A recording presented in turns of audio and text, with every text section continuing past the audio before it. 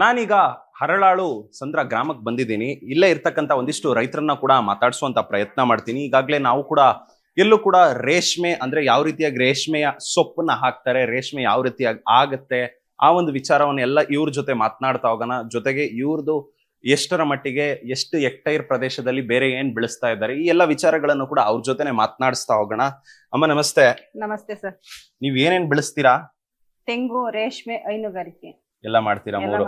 ಈಗ ರೇಷ್ಮೆ ನಿಮ್ದು ಓವರ್ ಆಲ್ ಎಷ್ಟು ಎಕರೆ ಇದೆ ಈಗ ಪ್ರದೇಶ? ಇಲ್ಲ ಸರ್, 9640 ಎಕರೆ. ಅಲ್ಲಲ್ಲ ನಿಮ್ದು ನಮ್ದು 4 ಎಕರೆ ಐತಿ. ಓಕೆ, 4 ಎಕರೆಯಲ್ಲಿ ರೇಷ್ಮೆ ಎಷ್ಟು ಹಾಕೊಂಡಿದ್ದೀರಾ, ತೆಂಗು ಎಷ್ಟು ಹಾಕೊಂಡಿದ್ದೀರಾ? ರೇಷ್ಮೆ 2 ಎಕರೆ, ತೆಂಗು 2 ಎಕರೆ ಹಾಕೊಂಡು. ಈಗ ತೆಂಗಲ್ಲಿ ಎಷ್ಟು ಬರುತ್ತೆ ನಿಮ್ಗೆ ಆದಾಯ ಒಂದ್ ವರ್ಷಕ್ಕೆ? ವರ್ಷಕ್ಕ 20 ಲಕ್ಷ ಬರುತ್ತೆ. Okay okay. ರೇಷ್ಮೆ ನಿಮ್ದು ಫುಲ್ ಟೈಮ್ ಪ್ರತಿ ತಿಂಗಳು 22 ದಿವಸಕ್ಕೆ ಒಂದ್ಸಲಿ ರೇಷ್ಮೆ ಬೆಳೆಯೋದು.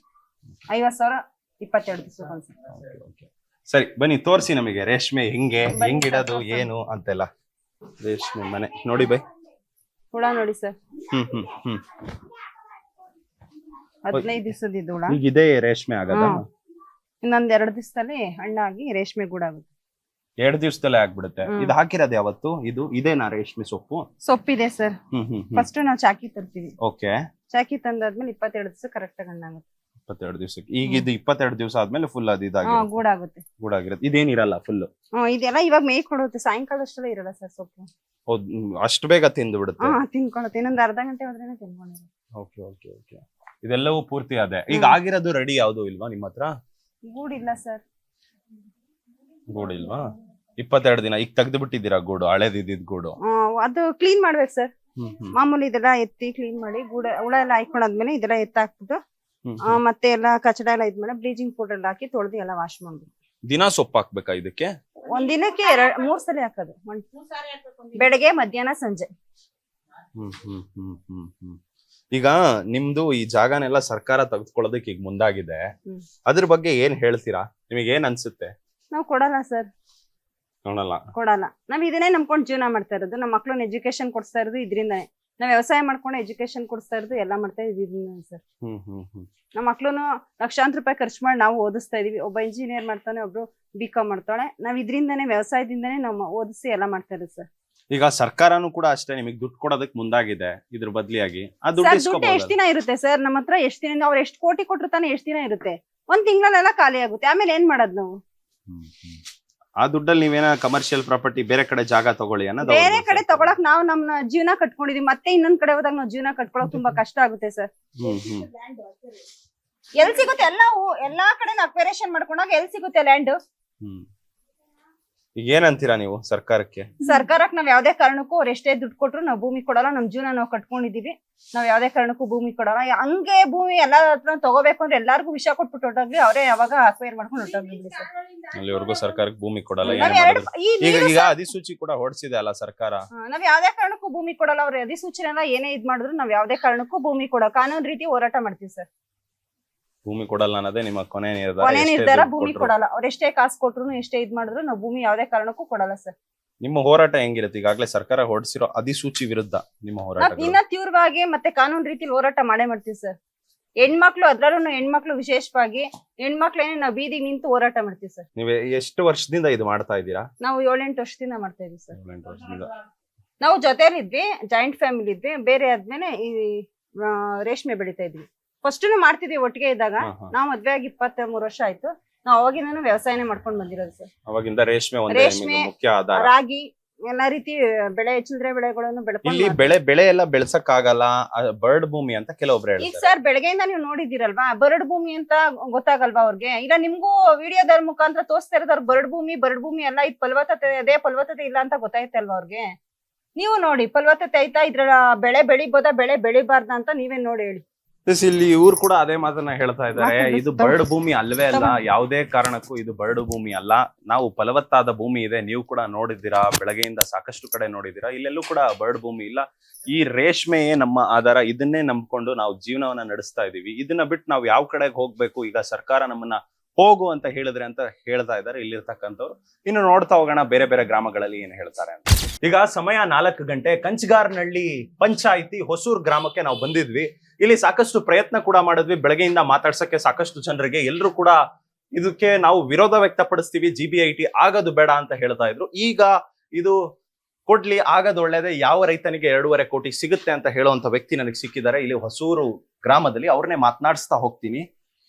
ಅಣ್ಣ ನಮಸ್ತೆ. ಹೇಳಿ. ನಿಮ್ಮ ಹೆಸರು? ರವಿಕುಮಾರ್. ನೀವು ರೈತನಾ? ರೈತನೇ. ಏನ್ ಬೆಳೆಸ್ತೀರಾ?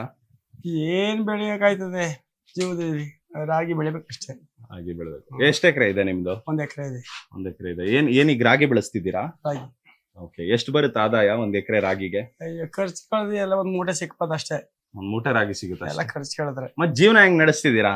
ಏನ್ ಮಾಡ್ಬೇಕಲ್ಲ, ಜೀವನ ಮಾಡ್ಬೇಕು.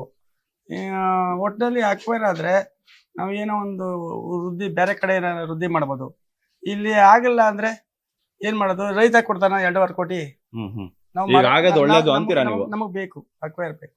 ಓಕೆ, ಆದಷ್ಟು ಬೇಗ ಆಗ್ಬೇಕು ಅಂತೀರಾ? ಆಗ್ಲೇ ಬಿಡ್ಲಿ, ಇವಾಗೆ ಕೊಟ್ಬಿಡಿ ದುಡ್ಡು ಬರೀ ಚಂದನೆ. ಈಗ ಕೊಟ್ಬಿಟ್ರೆ ಈಗ್ಲೇ ರೆಡಿ.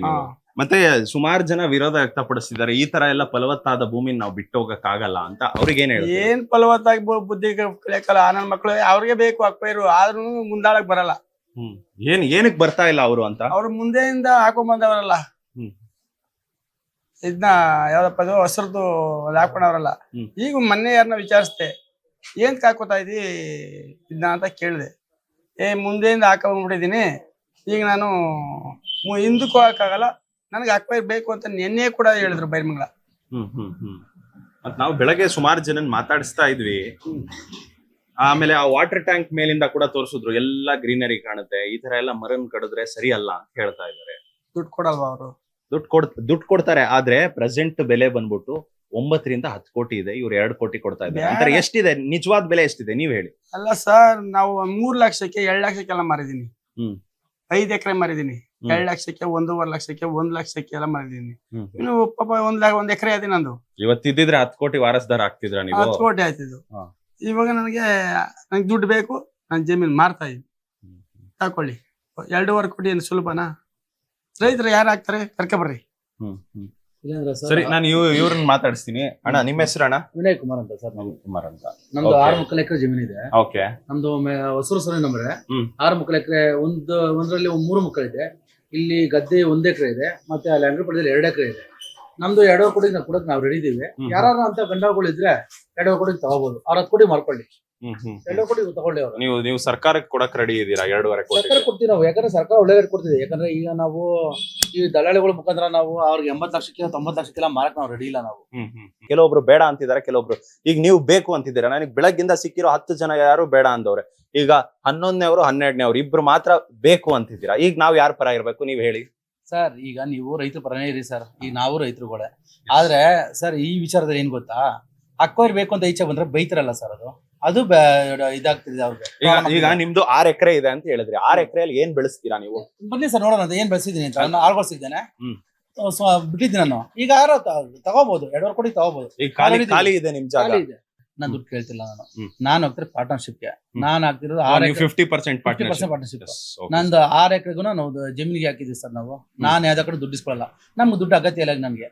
ನನಗೆ ಸೈಟ್ ಕೊಡ್ತಾರಲ್ವಾ, ಅದ್ರಲ್ಲಿ ಅಷ್ಟು ತೀರಾ ನಂಗೆ ಬಡಸ್ತಾನ ಬಂತು, ಇಲ್ಲ ಏನೋ ಒಂದು ತೀರಾ ಎಮರ್ಜೆನ್ಸಿ ಬಂತು ಅಂದ್ರೆ ಒಂದ್ ಸೈಟ್ ಮಾಡ್ಕೊಳ್ತೀವಿ ಬಿಡಿ ನಾವು, ಅಲ್ವಾ? ಈಗ ಹೆಂಗ್ರು ಮಾರ್ತಾರೆ ಜಮೀನು ಅಂತ ಅನ್ಬಿಟ್ಟು, ಅವಾಗ ಜಮೀನ್ ಮಾರೋದು ಬೇಡ, ಒಂದೇ ಒಂದು ಸೈಟ್ ಮಾರ್ಲಿ ಬಿಡಿ.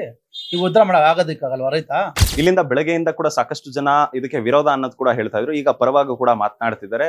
ಇದೇ ರೀತಿಯಾಗಿ ಬೆಳಗ್ಗೆಯಿಂದ ಸಾಕಷ್ಟು ಗ್ರಾಮಗಳಿಗೂ ಕೂಡ ನಾವು ಭೇಟಿ ನೀಡಿದ್ವಿ. ಈಗ ಮುಂದಿನ ಗ್ರಾಮ ಯಾವ ರೀತಿಯಾಗಿರುತ್ತೆ, ಅಲ್ಲಿ ಯಾವ ರೆಸ್ಪಾನ್ಸ್ ಸಿಗುತ್ತೆ ಅಂತ ನೋಡ್ತಾ ಹೋಗೋಣ.